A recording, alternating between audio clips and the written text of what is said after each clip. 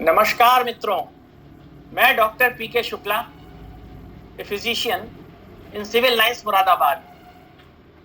आज आपके सामने आम भाषा में जिसे सूजन कहते हैं या अंग्रेजी में स्वेलिंग या हमारी क्लिनिकल भाषा में इडिमा कहते हैं, इसके बारे में कुछ चर्चा करूंगा। यह इडिमा दो प्रकार की होती है, पिटिंग और नॉन पिटिंग। पिटिंग हम उसे कहते हैं जब जैसे किसी के पैरों पे सूजन है, वहां हम अंगूठे से दबाएं तो गड्ढा पड़ जाता है। नॉन पिटिंग वो जैसे कि थायराइड डिसऑर्डर्स में होती है, जहां सूजा फूला होता है मरीज, लेकिन दबाने से गड्ढा नहीं पड़ता।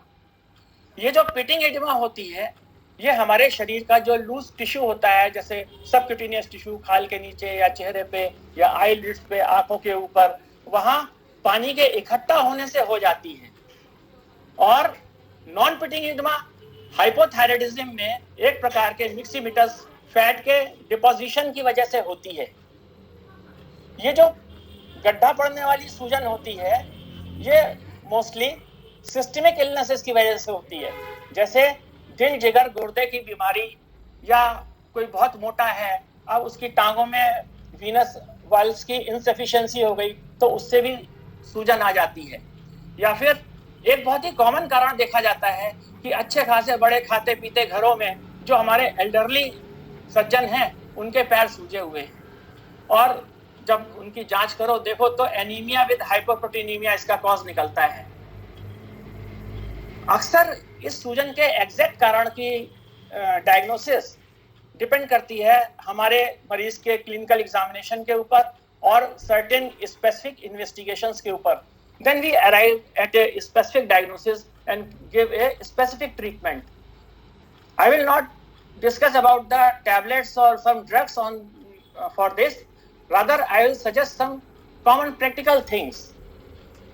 जितना जल्दी आप इस सूजन को जब कभी भी नोट करें तो डॉक्टर से पास जाकर के एग्जामिन कराएं, और early the diagnosis better will be the outcome.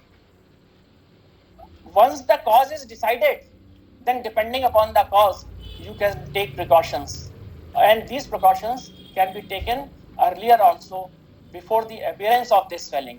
For example, if one is having a liver problem, he should avoid, even if not, then avoid alcohol consumption, weight reduction, salt restriction, and then carrying out a hassle-free, stress-free life, yoga, meditation, regular mild to moderate exercises depending upon the age. And as I said, for elderlies and certain patients, keeping watch over their nutrition. So if you are having hypothyroidism, so go for a test. If it is there, take proper treatment, you will be free from this swelling. Now, lastly, I would thank Cipla Pharma for carrying out such a nice awareness program. इसको edit कर सकती है तू?